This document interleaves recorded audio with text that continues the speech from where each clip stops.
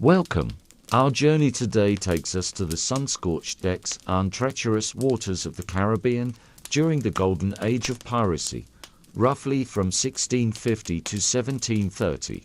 We are here to dismantle the Hollywood myth, to look beyond the ghost ships, cursed gold, and the charmingly drunken Captain Jack Sparrow. While entertaining, these stories obscure a reality far more compelling, complex, and revolutionary. The true pirates of the Caribbean were not merely criminals, they were social rebels, maritime radicals, and architects of a fleeting, yet astonishing, experiment in democracy. They were the Brethren of the Coast, a loose confederacy of sailors, outcasts, and adventurers who challenged the absolute power of empires and created their own world with its own rules. Today, we will explore this world, its democratic codes, its brutal economy, and the real, flesh and blood men and women who lived and died under the black flag. We begin not with a sword fight, but with the historical context that made piracy not just possible, but inevitable. To understand the rise of piracy, we must first understand the Caribbean of the 17th and early 18th centuries. It was the economic and strategic center of the world, a bloody chessboard where European empires Spain, England, France, and the Netherlands clashed for supremacy. The Spanish Empire, swollen with silver and gold from its American colonies, was the primary target. Its annual treasure fleets, the floater, were floating banks, the ultimate prize. But attacking Spain was not just a crime, it was often unofficial national policy for its rivals. Governments issued letters of marque and reprisal to private captains, authorizing them to attack and plunder enemy ships. These men were called privateers, legalized pirates, soldiers of the sea for profit. The end of major wars, particularly the War of Spanish Succession in 1714, was a catastrophe for the thousands of trained, armed sailors privateering had employed. They were suddenly unemployed, their lethal skills useless in peaceful trade. Meanwhile, the merchant fleets and navies they might join were floating tyrannies. Captains in the Royal Navy and Merchant Marine held absolute power.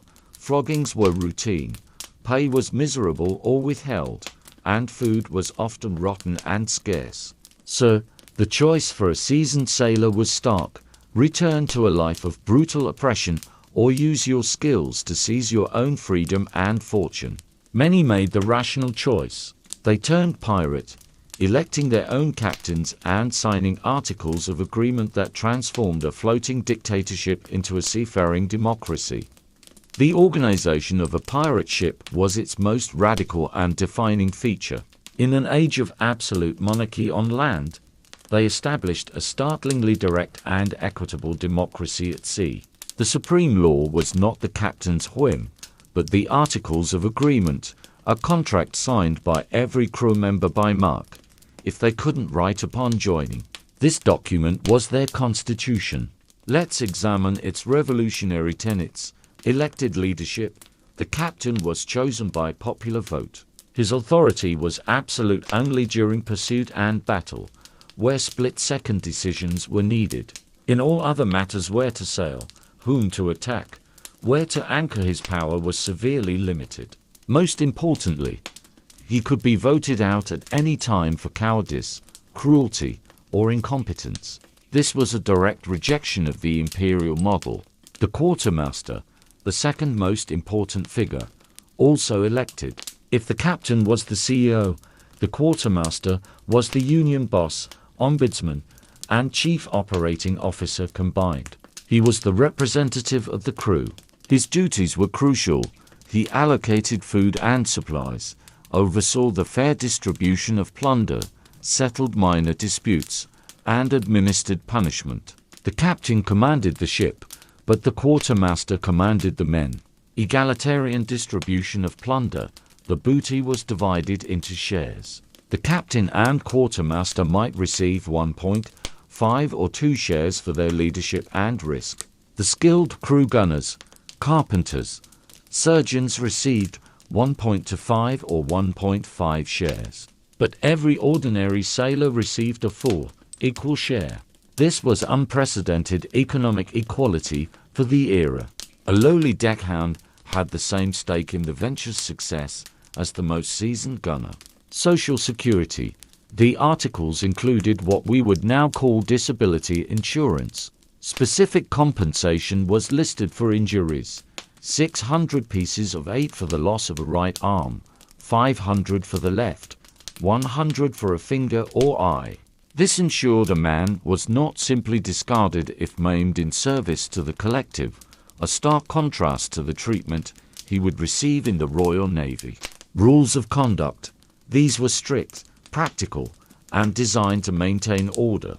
Fighting on board was forbidden. Disputes were to be settled on shore with pistols or swords, a practice called duelling. Gambling was often banned to prevent conflict and debt. Lights were ordered out at 8 p.m. to prevent fire and ensure rest. Some articles even guaranteed a form of freedom of speech, allowing crewmen to voice grievances without fear of retribution. This system, based on merit and consent rather than birthright and force, created immense loyalty and cohesion. It was the key to their effectiveness and their enduring legend. Pirate economics was not about burying treasure chests on remote islands at exceedingly rare historical occurrence. It was a sophisticated, violent, and rapid turnover criminal enterprise focused on liquid assets and supply chain disruption. Their primary targets were the tangible wealth flowing from the New World to the Old, precious metals. Spanish silver reales, the famous pieces of 8, and gold doubloons were the preferred currency of the entire Atlantic world. Trade goods, bulk commodities like sugar, tobacco, indigo, cocoa, cotton, and valuable logwood for dye. Human cargo. Tragically and central to the economy of the era, slaves were also a common commodity, often seized from slave ships and sold elsewhere or ransomed. Pirates operated a system of pressurized commerce. They would capture a wealthy port town like Portobello or Maracaibo and hold it for ransom, demanding a hefty payment from the colonial government to leave without burning it to the ground. Alternatively, they would lie in wait at key shipping lanes, like the Windward Passage, to seize merchant ships. The next step was fencing the goods. Pirates needed friendly, corrupt ports to sell plunder, repair ships, resupply, and recruit crews. The most famous of these was Nassau on the island of New Providence in the Bahamas. Its shallow harbor and lack of a strong government made it ideal. For a few years, it became a de facto pirate republic, a chaotic, rowdy, and lawless haven run by and for pirates, a direct challenge to imperial authority. Here, a bustling black market economy thrived. Colonial merchants from North America and the Caribbean, eager for cheap goods and unconcerned with their origin, happily traded with pirates, providing them with supplies, ammunition, and information. This made piracy a sustainable, albeit extremely dangerous, business. Their impact was macroeconomic. Pirate attacks drove up insurance costs for merchant voyages, increased the price of goods like sugar and tobacco in London and Paris, and forced empires to spend enormous resources on costly convoy systems and anti-piracy patrols. They were effectively a form of violent wealth redistribution and attacks on imperial trade, siphoning riches from the centralized powers and spreading it through a decentralized criminal network. Let us now replace Hollywood caricatures with historical figures, starting with the archetypal hardliner, Charles Vane. Vane epitomized the defiant, ruthless, and ultimately self-destructive pirate. Operating from Nassau during its peak, he was a skilled and daring sailor, but was also notoriously cruel, short-tempered, and deeply committed to the pirate life as a form of rebellion. His historical significance is crystallized in his reaction to the events of 1718. The British Crown, tired of the chaos, sent Captain Woodes Rogers to Nassau as royal governor with a fleet and an offer, the king's pardon a full amnesty for past crimes to any pirate who surrendered. For the pragmatic pirates, like the famous Benjamin Hornigold, this was a welcome chance to retire or become a legitimate pirate hunter. Most of the pirates in Nassau accepted. Charles Vane did not. He saw it as ultimate surrender.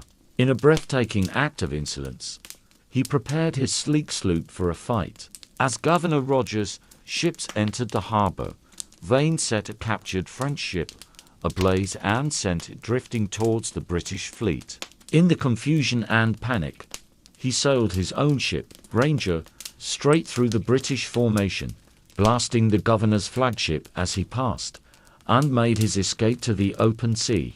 It was the ultimate act of defiance. His downfall, however, was a perfect demonstration of pirate democracy in its purest form. Sometime later, his fleet encountered a powerful French warship. Vane, judging the foe too strong, argued for caution and retreat. His crew, eager for a prize, was dissatisfied. The next day, they encountered another ship. Vane again refused to attack. This was the last straw. The crew convened and voted that Vane had acted as a coward, violating the shared principle of audacity. They voted him out of office immediately. He and his supporters were set adrift in a small sloop. The new captain, Vane's more popular quartermaster, Calico Jack Rackham, sailed away. Vane's luck ran out when his ship was wrecked in a hurricane. Washed up on a deserted island, he was eventually found and recognized by a passing ship whose captain had once been his guest and victim. He was arrested, taken to Port Royal, Jamaica, and hanged in March 1721. He never showed repentance, dying as he lived, in defiant opposition to the system he loathed.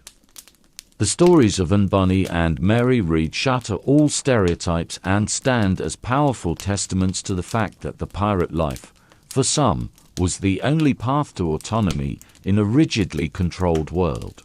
Anne Bonny was the illegitimate daughter of an Irish lawyer and his servant. To avoid scandal, she was raised as a boy for years. The family eventually emigrated to Charleston, South Carolina, and was described as having a fierce and courageous temper. She married a small-time pirate, James Bonny, and moved to the pirate haven of New Providence in the Bahamas. There, she met and became enamored with the flamboyant pirate Calico Jack Rackham. She left her husband and joined Rackham's crew, disguised as a man. Mary Read's life was even more extraordinary. From childhood, her mother had dressed her as a boy to receive financial support from her grandmother. Mary simply never stopped. She first served as a footboy, then joined the British military as a soldier, and later a sailor. She fell in love with a fellow soldier, revealed herself to him, and they married. After his early death, she resumed her male disguise and sailed for the West Indies, only to have her ship be captured by pirates Calico Jack Rackham's pirates. On board Rackham's ship, the two women met. According to trial accounts, Bonny took a liking to the handsome young sailor Read, only for Red to privately reveal her secret to Bonny. They became close confidants. They were not novelties according to all accounts. They were as fierce, capable, and bloodthirsty as any man aboard. They wore men's clothes and fought with pistols and cutlasses alongside the crew. Their legend was cemented in their final battle in late 1720.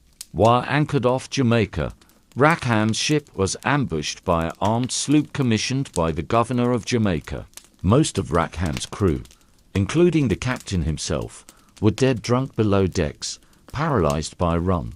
Only Bonny and Read, along with one other sailor, put up a ferocious fight. They screamed at their cowering crewmates to come up and fight like men, but to no avail. They were eventually overwhelmed and captured. The trial in Spanish Town, Jamaica, was a sensation. The two women were convicted of piracy and sentenced to hang. But then, they both pleaded their bellies. They declared they were pregnant. Under English law, execution of a pregnant woman could not be carried out until after the child was born. This stayed their execution. Mary Red died of a severe fever in her filthy prison cell a few months later, likely after a stillbirth. And Bonnie's fate is one of history's mysteries. She was also pregnant, likely by Rackham, who was executed. The last recorded words from her were to Rackham before his execution: "I'm sorry to see you here, but if you had fought like a man, you need not have been hanged like a dog." After that, she disappears from the historical record. Some legends say her wealthy father ransomed her, others that she returned to Charleston, married, and lived a quiet life into old age. They remain powerful symbols of defiance against the rigid gender and social roles of their time. The golden age of piracy did not end with a magical whirlpool battle. It was crushed by the concerted, overwhelming force of the emerging nation-states whose power it had challenged. Ports like Nassau were cleaned up and fortified. Governors like Woodes Rogers were given the resources and mandate to hunt pirates relentlessly. The navies of Britain, France, and Spain began systematic patrols. The noose became a common sight in port cities from Boston to Port Royal, a grim warning. The experiment in radical democracy on the high seas was extinguished, but its legacy endures. The Brethren of the Coast demonstrated that even the most oppressed could organize themselves according to principles of fairness, consent, and shared risk. They were undoubtedly violent criminals, but they were also products of a violent and oppressive system who chose a different, dangerous path to freedom. Their story is a powerful and unique chapter in the long human struggle for self-determination. It reminds us that the ideas of democracy and justice can take root in the darkest and most unlikely of places.